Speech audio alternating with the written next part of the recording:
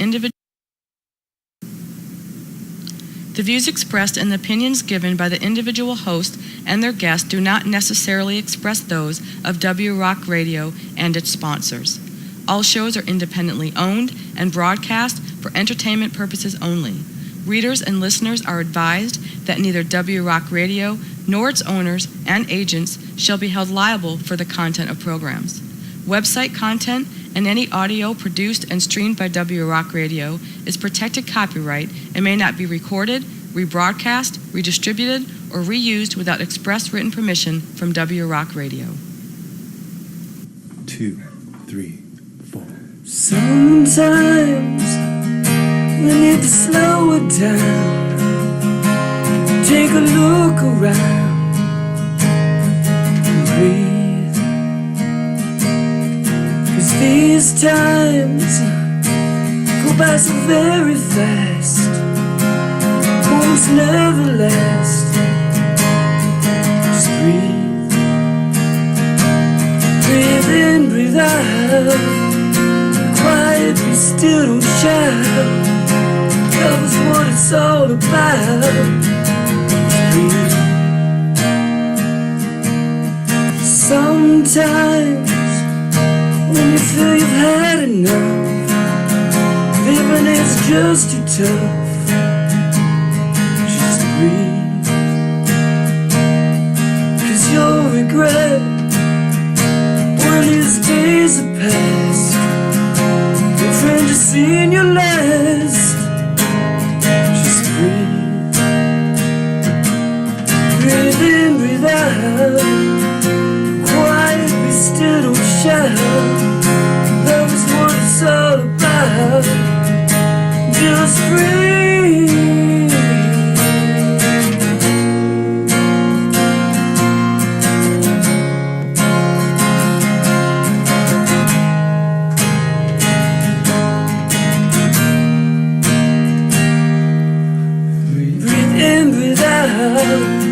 Love is what it's all about. Be quiet, be still, don't shout.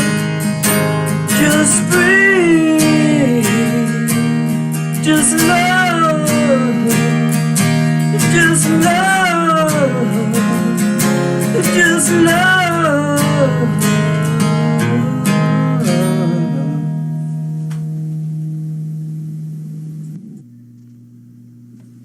Good evening, good morning, good afternoon, good day. Whatever part of the moment or the experience, as far as the Earth cycling around the sun happens to find you in, good whatever that is, and filled with lots of love, I hope. Welcome to the Just Love Show. Thank you so much for joining me.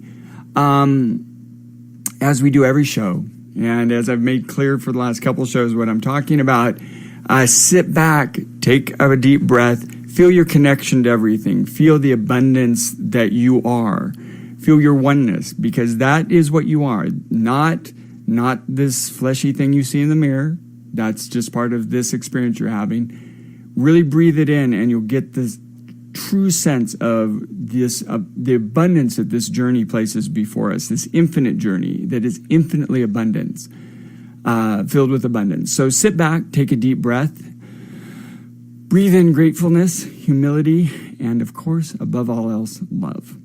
Now, before I introduce my guest, now I've had a lot of guests on the show, and everyone is truly my friend, or new friend, old friend. But the gentleman I have on today is one of my best friends. He's somebody that I talk to literally every day. And we are, share a lot of the same thoughts and understandings and trials and tribulations, if you will, of this journey. But before I get to introduce my dear friend, I'm going to do what I do every show and read you a little something. So this I wrote a couple days ago, but it fits really well with the show we're doing today and the guest I have. Once you have evolved beyond the illusion of being, and your thread in the tapestries of infinite creation are no more, like an actor whose role is complete, any facade of you will be no more, and home with the oneness of love, you were all... start over there. Anyway, once you have evolved beyond the illusion of being, and your thread in the tapestries of infinite creation are no more, Like an actor whose role is complete, any facade of a you will be no more, and home, with the oneness of love you always were, you will be once more. Home, I am almost there. I can see through the veil to infinity. That is God. That is love. Just love. And then I followed this up by another writer named Darshan Baba. No mask can cover the infinite light of my being. No disease can interrupt the eternal flow of my harmony. And that is, and is not, an endless field of magic, no limit of possibilities of experience in the miracle of life. There is no bottom to the mystery. Infinity, I am that. So, now we're getting to my guest for today. This gentleman I met about 6 years ago now, 5-6 years ago, at a filmmaking event. He was a producer, just moved back up from LA, even though he originally was a Bay Area native, because we are in the San Francisco, Northern California, Bay Area region of the world. And we started to talk about the filmmaking group we'd originally met out it didn't click with us on all cylinders. So he and a lovely young woman named Vanessa Oliver and a friend of ours, Nathan Trebs, contacted me about forming this new group, which we came to call the United Filmmakers Association. Now, the United Filmmakers Association is a pay-it-forward global arts movement. It was started with two main goals. One was to make the Bay Area more of a hub and less of a location for the film industry. And two, it was to start, as I said, a global art movement, because in the past couple hundred years, the creatives of the world have been increasingly marginalized by business concerns. Now, I'm not demonizing business. We have to have some way of going about transacting the goods and services we exchange and share with one another. But what business has in large part forgot is that it's the creative mind that drives human evolution, whether it's Einstein, Da Vinci, H.G. Wells, Picasso, on and on and on. That is where our ideas come from. That is where the people that are open, you look at Tesla, Edison, on and on and on. These sorts of minds need to be nurtured and incubated and allowed to foster our future for us, allowed to see the possibilities that we don't see, the probabilities, the certainties that exist within infinity. And business tends to want to put everything, okay, great idea, here's the cookie cutter, and that's it. Well, we decided we were going to start this organization, again, with these two goals in mind. And we've now grown that to, I think, 15 chapters globally with more than 30,000 members. Without further ado, and one other note. That song that you hear at the beginning of every show, that is Mr. Alan Larson, who is a classically trained trombonist doing me the service of playing guitar on that track. So without further ado, I'd like to welcome my dear friend, Mr. Alan Larson, to the Just Love Show. Hey, Kip, how you doing? I am doing well, my friend. How about yourself? I am doing fantastic as usual. This is fun. I'm really excited actually to be on the show because, since you started talking about it and all the different people that you chat with and getting to hear some of the things that they say, I've always thought that your audience may not know as much about you as I do. And it would be really fun to tell on you and who you are and that sort of fun thing. So I get to do a little bit of that today, which is fun.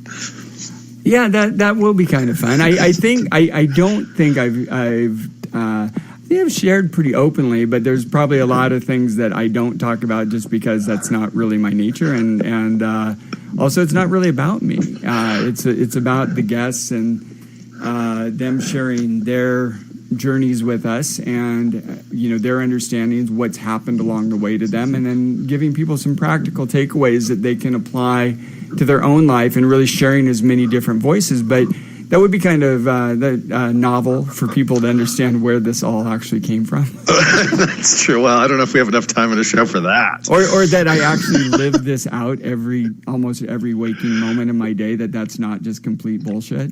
Yeah, that is true. This is true. It is in everything that we do. That's not a joke. Well, before you get into anything about me, tell us about you. Tell us about where you grew up, your original spiritual understandings, the sort of family you grew up in, those things. Yeah, I grew up in the Bay Area. Danville was a little town back then, and that's where myself and my 4 older sisters, my mother and father, lived, and I grew up there. I grew up in the Methodist Church, so my initial understandings of spirituality were really rooted in that experience, obviously. But it gave me kind of a language to be able to talk about how I was feeling. And the more I studied, the more I recognized that, Jesus was a pretty cool dude. And so I was kind of down with that, and that helped me along my journey. Went into music, which was my first career. Found that I was a little disillusioned because the idea of being a musician was beautiful and wonderful and something that I'd had since I was about 4 or 5 years old. And then realized that to actually be that meant that I was going to have to give up on some of those illusions. That while it's fulfilling, it's very difficult to raise a family that way. And at some point, that possibility that you become bitter because it didn't turn out the way you expected it to. And I never wanted music to be that way. So I stepped away, went into management, doing talent management, which led me into doing film and television work, and started in the dregs of film and television, which still it's still my favorite. And that's reality television and horror film. So it wasn't really highbrow at all, but it was super fun to do, and found a great amount of joy in that. And because of interesting circumstances in my life, ended up with a beautiful daughter, who I am mad crazy about, and moved back up to the Bay Area from Los Angeles after being there for about 12 years.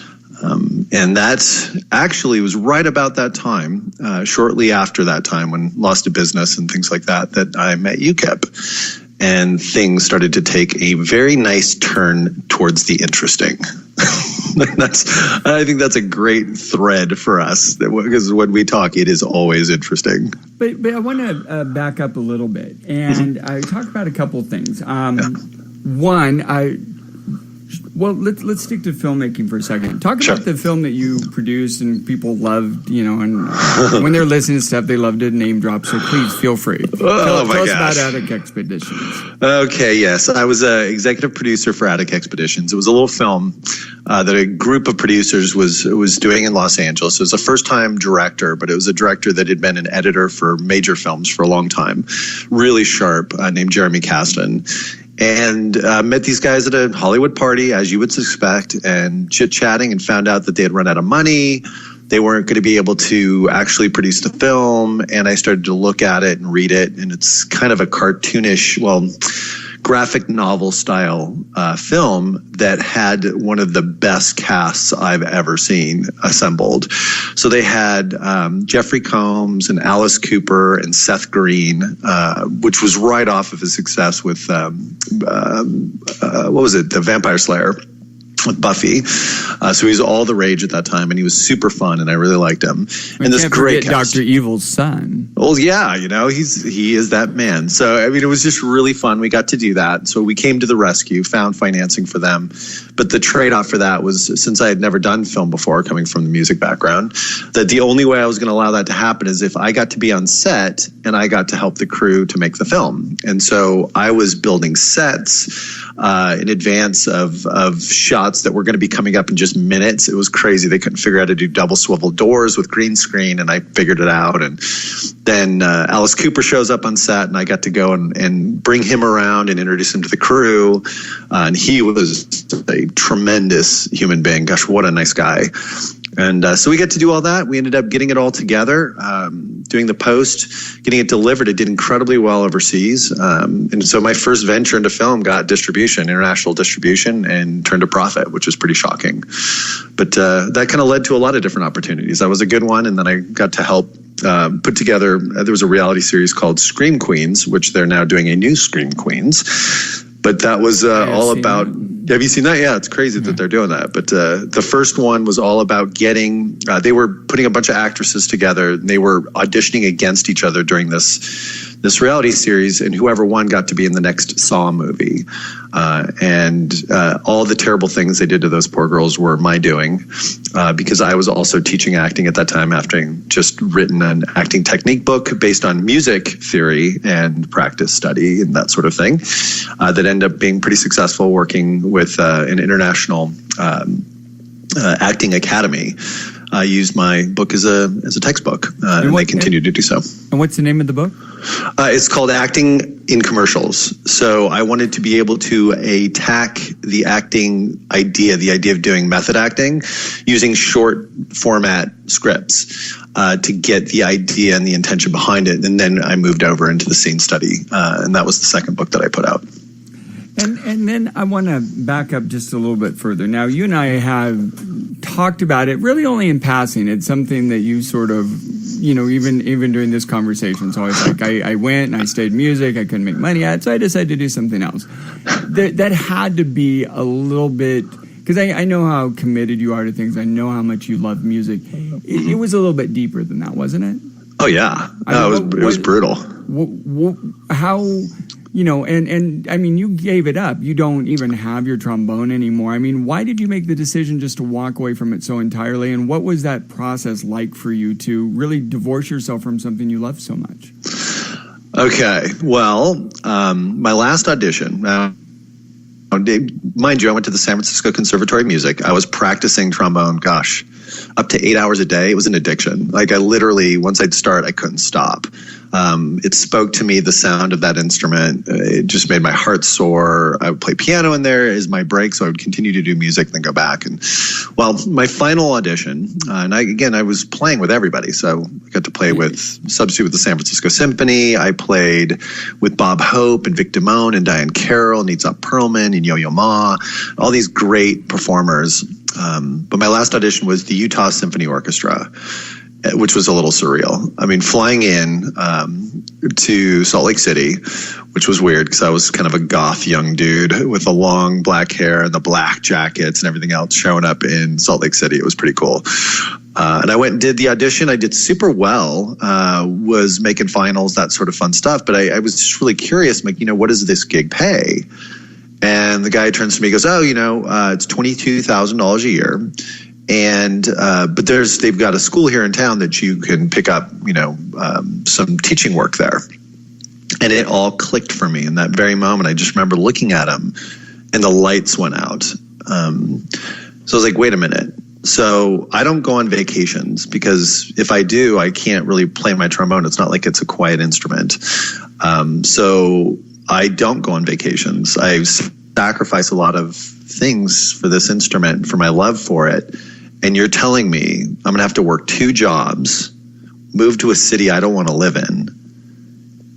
And even then, I'm in a field that's dying, classical music, right? And it just all clicked for me. And I flew home, and I was devastated, and I put my horn down, and I didn't know what to do. And I had a friend that I went to the conservatory with. That was my roommate, Eric Matthews. And he was living up in Portland, and he, I thought, had left music, but it's only that he left classical music, and that was the only type of music that I was focused in on. So I jumped on my motorcycle, and I rode from Modesto, where I was living at the time, all the way to outside of Portland, Oregon in one day, which was backbreaking, I can tell you, and sat with him for a long weekend and just talked to him and tried to figure out, it's like, how was it for you? Because, Alan, I haven't left music. I'm just doing something else. Like, what are you doing? So I'm doing pop music. That's what I do now. And, well, sort of his version of indie pop music. And sure enough, he's come out with multiple albums. He's still putting records out. But that interaction with me helped me to cut ties with the classical idea and realize that I could always love music and have music as part of me and never lose my love affair with it. But I no longer wanted to do it as a profession, for not only myself, because I knew it was going to be a struggle, but because if people continue to do it for a profession under those conditions, then the conditions will never change. So it was important for me to sacrifice a little bit for the long term, but also it's the only way that I was able to continue to, I think, love music the way that I continue to love music. And that's something else you and I share in common, because in a much different way, that was my experience with music, was that I'd moved down here, loaded 65,000 pounds of frozen strawberries, gone to San Francisco with 25 cents in my pocket, coming here looking for Otis Redding and Janis and blah, blah, blah. And what I found instead was little L.A. and the hair band scene, which is exactly why I didn't go to L.A. But it still felt like I was doing, I was out gigging, I was out doing the whole thing. Got the videos to prove it. The whole rock star thing. But it was, you were doing gigs for $50, and it wasn't just me. It's like I ended up managing one of the best guitar players in the world later on, named Alex Skolnick, who was playing with Michael Manring, who's recorded something like 240 albums on Windham Hill, one of the top jazz bass players in the world. And they, together, at the height of their fame, when they started a new project together called the Skull Patrol, which was like doing 70s cop show themes, it was friggin' awesome. Genius. We were getting the Paradise Lounge in San Francisco was giving them $50. And so it was you start to hate what you love. Yep.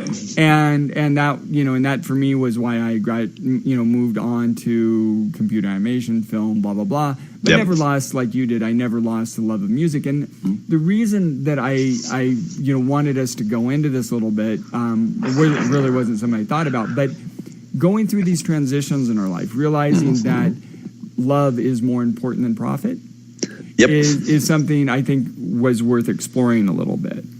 Well, that's definitely a huge part of it. But it's also that theme that I think we have through both of our lives. It's like the little deaths. There's the idea of stepping away from a dream and recognizing a larger dream. By the way, Alan, that supports it. The little death is an orgasm. Yeah, I totally know. I know. As soon as I said, I'm like, I know he's going to tell me. I know it. But it's that. It's the transitional moments in your life that you have an opportunity at those very moments. You get to see what you're made of. Yes. But you also get to see how deep the pool of love is and support, and that you're plugged in. Just because you're not doing that expression of whatever it was that you were doing of creativity, it doesn't die. It continues, and it just continues in everything that you do. And that's beauty. And I think that, and by the way, that little death in particular was nothing like an orgasm. No. Well, no, definitely not. No, unless, we won't go into that. But the thing I think that's important about this, and if you use these experiences as an analogy to our relationships to one another, not everything has to end in harsh acrimony. You don't that love that you feel for somebody, even if you evolve and change or whatever, things don't work out in your relationship. I think it's important for people, Marilyn, my wife, she has the same attitude. You don't have to, it doesn't have to become, we're over and I hate you. It's like that love, you can still continue to love people even though you've transitioned into something else. It doesn't have to be an either or situation, which it tends to be how we approach our relationships in our lives. Well, as you and I have discussed many times over, that it's impossible for that love to die. Exactly. It will change. In some cases, people get angry, they get bitter, they get things like this. The love hasn't changed. It's just, it's being expressed in a way that's not conducive for its growth.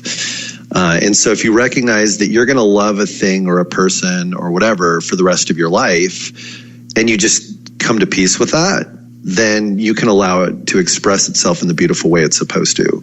Or again, that's a judgment, and who's allowed to make a judgment. But at the same time, for me, love expressed as love is far more beautiful and enriching and continues to grow than love that's expressed in jealousy and anger. Well, and it's also awakening to the fact that love is us. Yeah. Love is what we are. So no, love can never die because love is what everything is. Exactly. So it's only the illusion that you have somehow stopped loving. You don't. Nope. You can't. It's impossible. If you stopped loving, you would disappear. Yep, that is the truth. Even the most hateful people, even Dick Cheney, I believe has some love in his being, otherwise he wouldn't exist. I mean, he's a challenge only in that he's doing what he believes is right. And that's what freaks me out. Because I'm like, wow. Like what curtains do you live behind to be able to think that? But that's all right. I mean, well, I think honestly for him, and this is really putting a positive spin on Dick Cheney. I think he is so terrified of dying. You think about all his heart things and stuff, and this has never been a well man, both mentally and physically. Mm-hmm. And I think his fear of death overrides any sort of logic, and everything is the other. Everything is the enemy that's going to take his life. He's not aware of that, but everything that he's doing, all these horrific things, is actually coming from a place of love of life that's been transformed into fear because he's so terrified of the unknown. Yep. That's well stated. And for those of you, you guys don't get to hear our conversations that Kip and I have almost daily. They sound just like this all the time. Oh, I love it. We fast forward through we've given people a glimpse into your Hollywood years, your music years. Now, why was it important for you to come back to what is it about being in the Bay Area that I want to raise my daughter here, not in LA? Right. Well, there's a couple of reasons. One is the activities for children in Los Angeles when I was living there consisted of going to the shopping mall. You don't go to the parks because there weren't a whole lot of them, and nobody walks in LA. I mean, there's a song about it, a great song about it. And I wanted to be closer to family. My father was getting older, and that was an important element. And once Amelie was born and came along, and that's her name, Amelie, she's awesome. Some pretty heavy challenges hit me, and it became pretty clear that having family nearby was going to be extremely important, because at that time I wasn't sure, how long I was going to be alive. Let's go down that road just a little bit. That's a really important part of the story that I wanted to get into. Get into, especially since we were just talking about someone with heart issues, who's afraid of dying. You are the exact opposite of Dick Cheney. Yeah, pretty much. Pretty much. Although, my daughter's only 8, so she may end up being a lesbian too, so that we could have that in common. Who knows? Hopefully she'll be. I don't see Amelie turning out like Lynn. No, probably not. But except in the sense that she would love and support her dad, come hell or high water. That is the truth. So I've always been of ill health. Sort of. I don't know. That's not even accurate, I don't think. I was born with a heart condition, and several actually. It was called Wolff-Parkinson-White syndrome. It's when your heart gets stuck at a very fast pace, about 220 beats a minute, and sticks like that, which can be a little tough on you, as you can imagine. It's pretty hard to catch your breath. And if you can't get your heart under control and slow it down, then you will pass out. I also had a blockage when I was born in my aorta. And so it damaged my aortic valve and caused all sorts of problems. I didn't have any pulse in my extremities the first 4 years of my life. And so when I was 4, they did an open heart surgery where they removed the blockage, the coarc, and repaired it. And I healed super fast. And I really loved that, to be honest. I really loved the fact that I had this special thing. And that's how it was framed that way by my family, that I was special because I had this very unusual condition. It meant that I wasn't going to be doing like organized sports or being a professional athlete, which every little boy probably wants to be at that age back in those days. But it wasn't that important to me because I already had found music, so who cared? I didn't mind. That kind of lingered, that condition.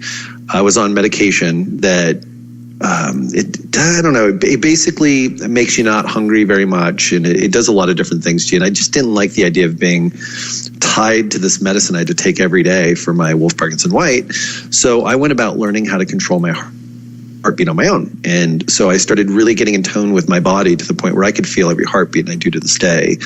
and I can change the rhythm of my heart just by thinking about it.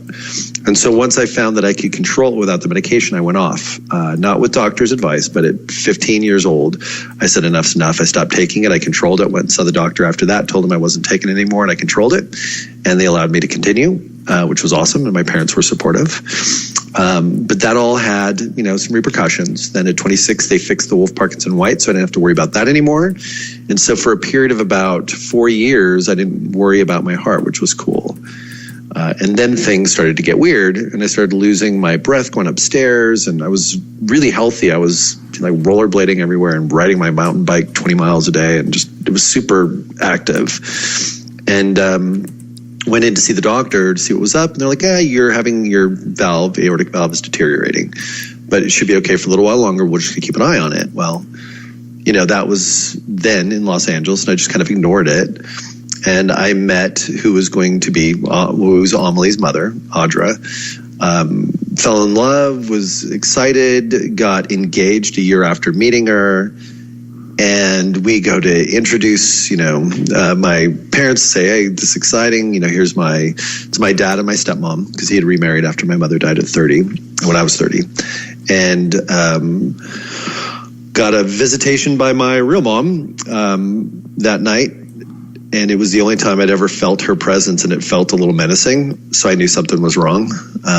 Drove back to LA the next day, went into the doctor. They did an echocardiogram, and they admitted me to the hospital immediately. I was in heart failure. One second. Yeah. You might want to share, when you talk about your real mom, you sort of rushed through that. Your real mom had passed. Yeah, she passed when I was 30. She and I were extremely close. As a sickly kid, my mom went everywhere with me. She went to my conservatory audition. She went to every performance. She was my rock. Very spiritual woman, healer, tremendous. And she had died of breast cancer after a really brave, pretty amazing fight.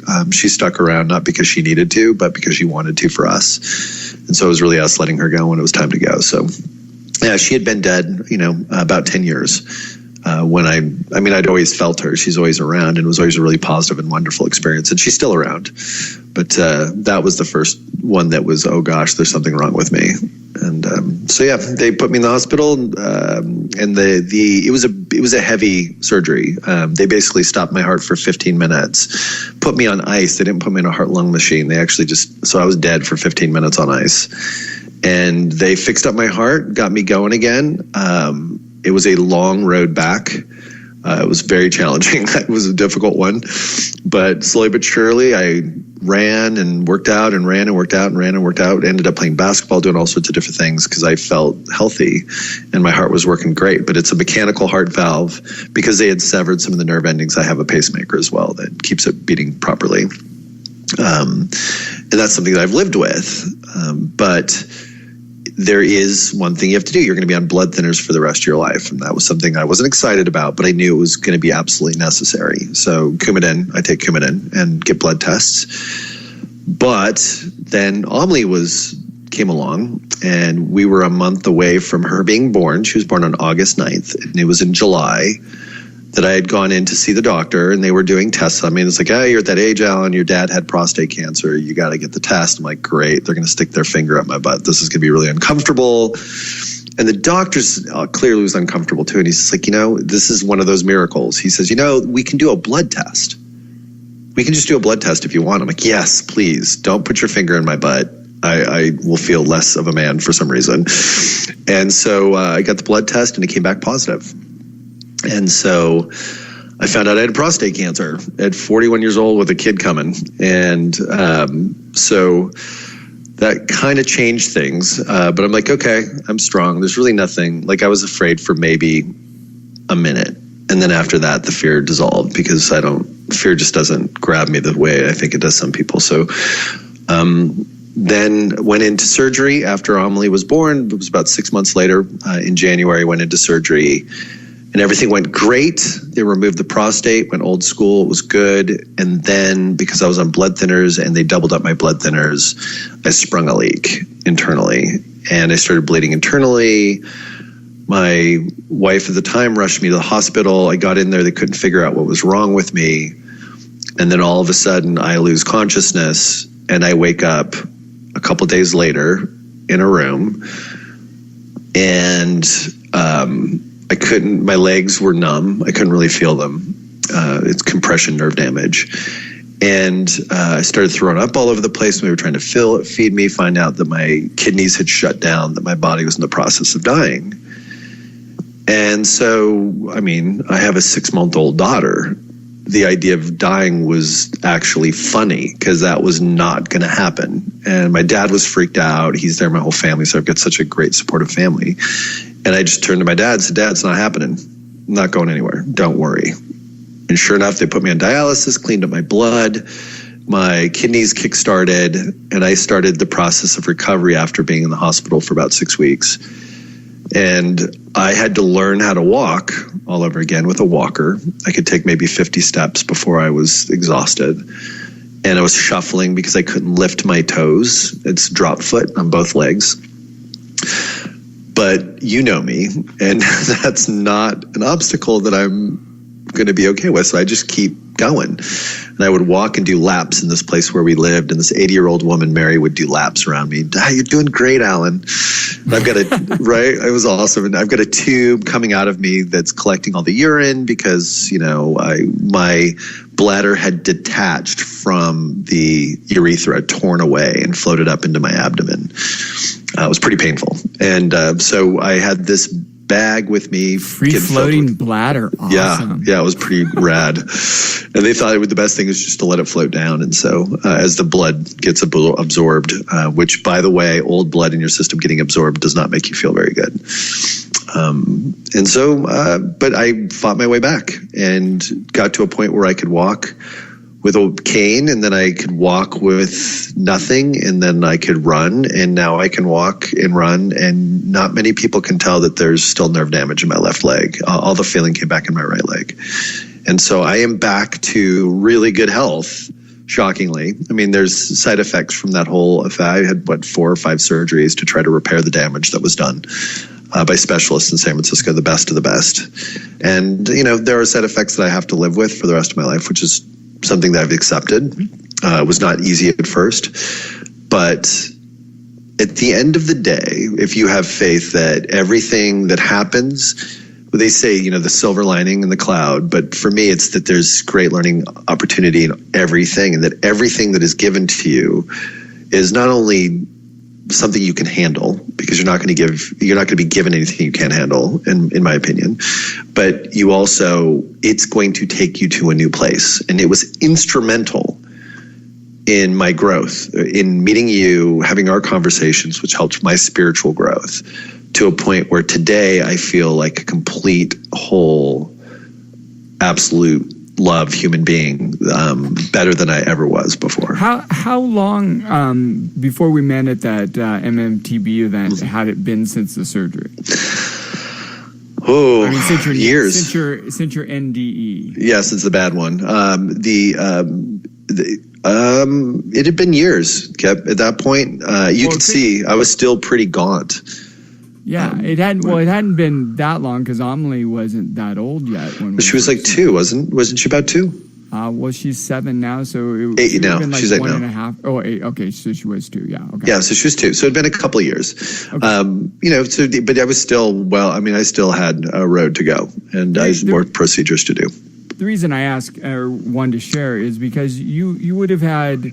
And it wasn't just me. Anyone who had met Alan at that time would have had no idea of what he'd gone through. There was I don't remember even a visible limp, really, which was pretty remarkable for a guy that, 1, was supposed to just be dead, and 2, never walk again. So it's a true testament to who he is and the ability he really has. Like he was talking about, he sort of brushed, and control my heartbeat.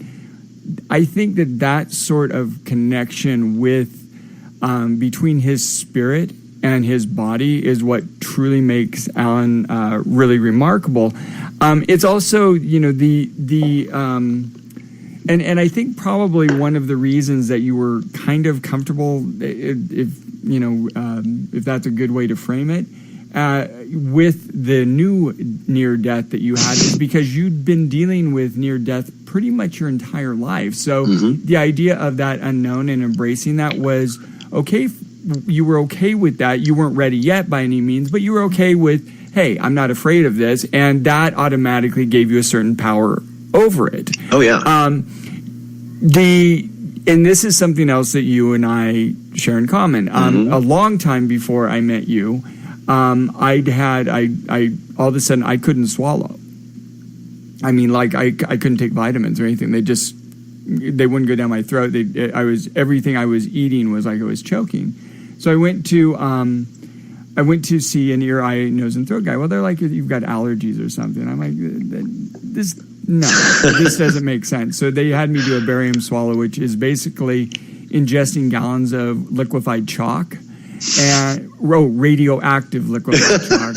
So for a long time after you have that particular procedure, it's basically you're walking around and you're every school kid's nightmare because you're just that scratching noise on the chalkboard. But anyway, what they found out is that after that they sent me to a gastroenterologist, and it turned out that I had Barrett's esophagus, or the beginnings of Barrett's esophagus, which is the precursor to esophageal cancer.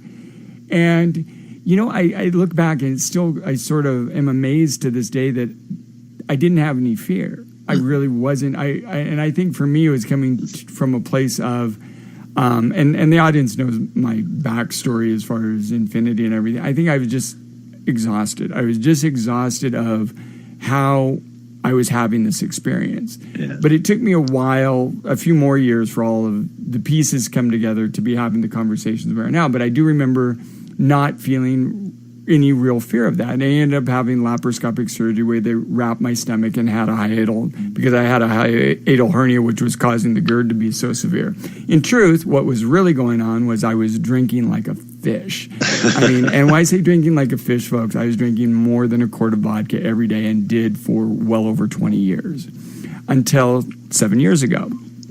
At that point in time, I had gone to a friend of mine's memorial. And this guy was amazing. His name is Eric Purdom. And Eric was one of the most accomplished, magical people you'd ever meet. This guy, he was behind the Red Bull marketing campaign. He put together all the trucks and everything. He was a fabricator, designed shoes for Patagonia, some really just amazing shoes with come-off soles that you'd replace, and just tremendously innovative individual. Had built his own Stonehenge up at the mouth of the Columbia River Gorge, was raising buffalo. Anyway, after I was just really starting to become super good friends with Eric, he thought he was with his family in Patagonia, and they thought he had an appendicitis. Well, it turned out he had this really rare form of cancer called signet ring cell carcinoma that was so rare that only 70 people had ever had this. And I always make the joke that if Eric was going to get a disease or a cancer, a life-threatening illness, he would get something that only 70 people had ever had. Watching the grace with which Eric went through the dying process, and one story that I love to share about him was he couldn't eat anything because all of his organs were calcifying, because that's what this particular form of cancer was doing to him. His organs weren't calcifying. The cancer wasn't causing the organs to calcify. The organs were calcifying as a way to protect the rest of his body from the cancer. So indirectly, yes, the calcification was caused by the cancer, but it wasn't the cancer itself that was the calcification. And anyway, within a matter of 4 months, Eric had passed. But at one point, and Eric was a big guy, he'd make his own homemade meat and these horrible pickled eggs that I think I was the only one who really loved.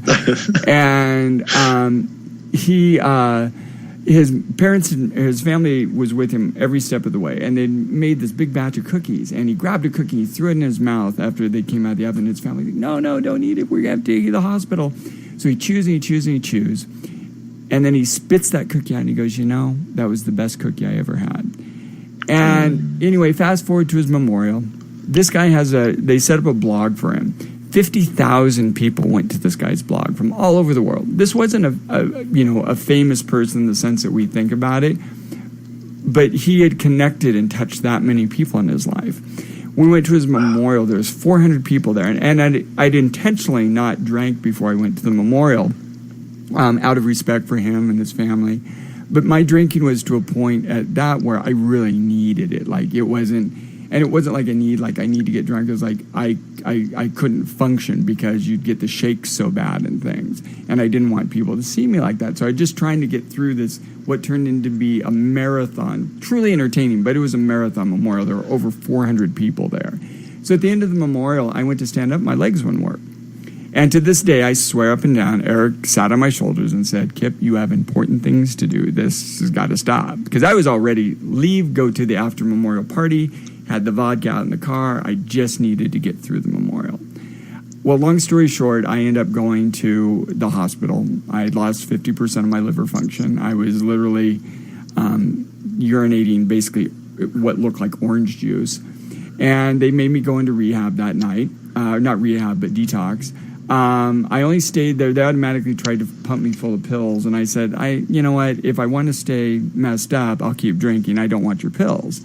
And so I started literally in detox doing yoga and reading, I can't remember what book I was reading at that point in time, but it was I want to say Joseph Campbell or something. I think it was The Power of Myth. Mm-hmm. And so I've been reading, this was what I was doing for the 2 days I was in detox. I couldn't stay because my insurance in California wouldn't cover it in Washington, so they promptly sent you home, which is a whole other story. But that was it for me. Mm-hmm. I went to, and I told everyone, I said, listen, here's the deal. So, not afraid of dying, not the problem here, not doing this to kill myself, but if I don't find a way to be happy and have a purpose in this life beyond what is going on currently, I'm going to find a quicker way out. And shortly after that, I'd started on the journey. I started reading like Neil Donald Walsh, Conversations with God, which really, those first 3 books are really magnificent. They really talk a lot about this foundation of fear that we've been operating of and the power of love. And that started me down this love path. But it wasn't until a little while later, is actually after we'd started going to these filmmaking events. I walked into one of them, and I remember, and I've shared this story before, I was in love with everyone in the room. And I realized that this was it. This was how you were supposed to feel about everything and everyone all the time. This was infinity. This was what all of the experiences, good, bad, and otherwise, had led me to that moment of saying, okay, my purpose is to move people from this institutionalized foundation of fear that we've been operating from for a very, very, very long time with completely repetitive results, and say, hey, let's look at being different. Mm-hmm. Let's choose to be different. Let's try this love thing out. Even and see where this goes. What's been remarkable in the past 6 years is how this is becoming much more normal conversation. But so we shared this sort of, I think, a lifelong, and plus I almost died. My appendix ruptured when I was in grade school, and my parents thought I had the flu, and I got gangrene in my appendix and almost died then as well. So I think this is something else we bond over, is this, we're not really all that afraid of that unknown thing, of that dying thing. We accept it as a process. I don't think either one of us would say, hey, let's check out tomorrow. But if that's what was meant to happen, I'm cool with that. But I do want to make a difference while I'm here. No, for sure. Well, what's interesting about this, that you bring in this commonality that we have with each other. I think what I truly believe and always believed, and you and I have talked about it a great deal, that there's intention and opportunity in life constantly. And there's these beautiful threads. And the idea, again, in just having conversations with people that are not believers, who I love. I mean, they're trying to go that direction too. They're trying to be really great people. They just don't do it with an understanding of God or infinity or anything. That when you see symmetry is evidence of intention. And in an infinite universe, symmetry is repetitive. Like, there's symmetry everywhere.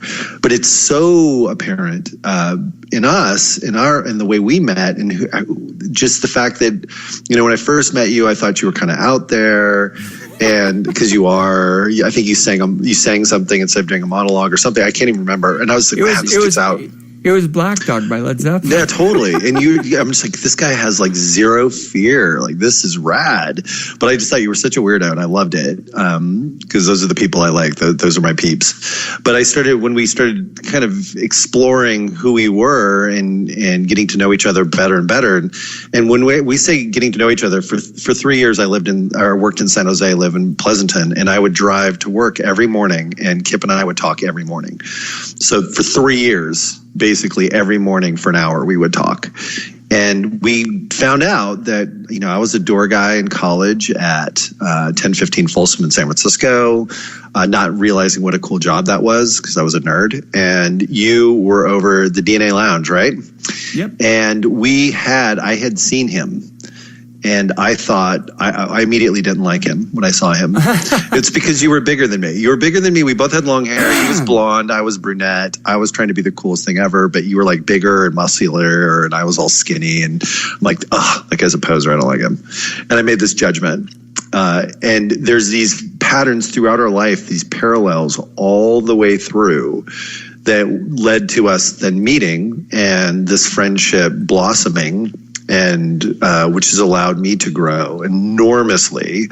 And I've seen your growth and how we've done this together as friends. And it's when you look at that in its entirety and you get to the place we are today, and I look at the world and I'm like, yeah, like if you don't believe that God is here and in us and part of us and we're part of, then you're not seeing this thread, because it is miraculous that we met. It was miraculous that we were able to get to know each other in the way that we have, and miraculous that throughout life we were so close to each other so many times that finally the right time came for us to meet, and it was transformative. It's miraculous that either one of us are alive today. That is the truth, man. That is the truth. So, I was thinking back about one of, and it really plays into this whole conversation.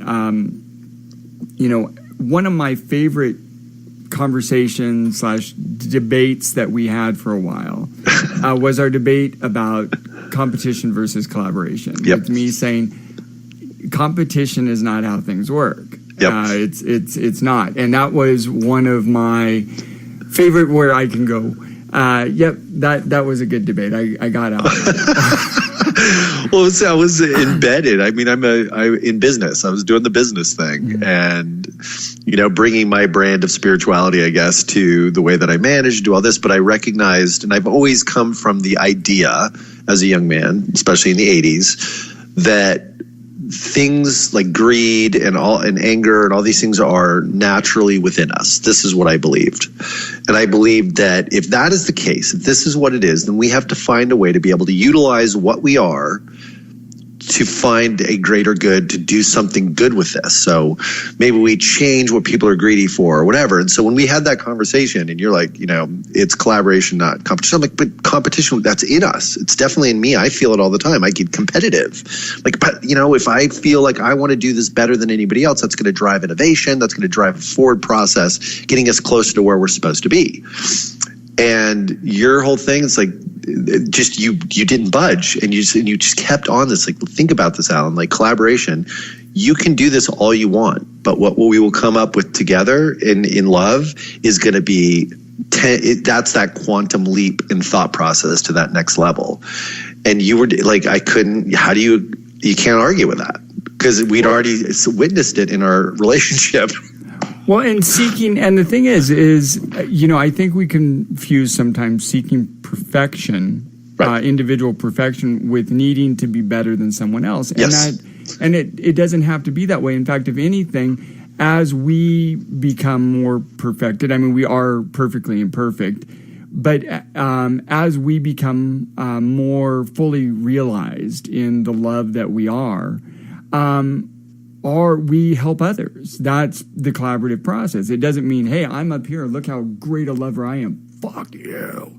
It's it's like, what is that about? It's like, really, do you think that that's how nature functions? Do you really think that anything that exists in the entire known universe exists because it was about competition? If it was, then nothing would be today. It'd be like And I use this analogy when I talk about how, well, it is the same analogy as I use when I talk about how things have to work together to function in even our inventions and our technology. And I always use the analogy of the car motor, but the way I usually frame it is you can't just take all the car parts and throw them under the engine and say, hey, do what you want, and then expect your car to work. True. Nor could you expect that car to work if you threw all the car parts in there and said, hey, you know what, fight it out amongst yourselves, and whoever wins, well, that's the part that's going to be remaining. Yeah, no, that's true. Well, we remember I think we got into Darwinism, we got into all sorts of different stuff, and you really helped me to see beyond that. Which I think that all of these things that I thought were natural within us aren't really. They're there, but I think they're inventions based on fear. Even if people ever wanted to move beyond what, Aldous Huxley, who had at one point in time a fairly dark view of humanity, his interpretation of Darwin, they would find that Darwin talks about survival of the fittest twice. He talks about love 95 times. Yep. These are these little facts that people don't pay attention to. Like, when in our closing minutes here, it's like what people don't really embrace about Christianity. You mentioned in the very first part of the show, Jesus was a great dude. Jesus was a great dude, not because he came here to save our souls in the way that we think about it, not because he said he was Son of God, but because he became, and this is ancient Christian teaching from like 600. I was listening to this whole thing about this early Christian writer who talked, God came into the body of man, not to save him, but to show that man could be God. Not that God could be man, but that man could be God. Yeah. And that's what Jesus' message was, I am not the sole son of God. We're all sons and daughters. Everything is God. Turn the stone. I am there. What do you think all of this is about? Yeah. And in living an example, exactly. And it leads to that idea. And this is the one remaining truth that we have, that we talk about going to this better place, going to heaven or whatever. This is this driving force behind some people and the way they live their life. And it helps them to live well. And I'm glad. But we have everything right here to create paradise. Everything is provided for us. The plants that heal, which is another show entirely, I'm sure. The fact that we're finding in the most regular objects here on Earth that could give us all the energy that we need. I mean, really, literally, everything is here. And the only thing standing in the way of us creating this paradise right here is this fear that doesn't need to be there. It doesn't serve the purpose it once did. The flight, yes, it gives you clues, but if your decisions, like you and I have talked about, if the decisions are made from a basis of love, these will be your best decisions, and it's all here. So what the hell are we doing? You know what I mean? Yeah, it's this weird psychosis that somehow, in fact, it was Alan Watts, who I just think is fantastic, I was listening to. It's like this idea that somehow, independent of everything else, we just popped into being. And it's like, no, we're not connected. We just popped in because we're that goddamn special. We're more special than the sun. We're more special than a black hole. We're more special than anything ever. Yeah. Meanwhile, we don't exist, and sometimes I sound like a broken record on this point, but we don't exist without the internal and external systems and things down to the most microscopic subatomic particles. We don't exist without these things.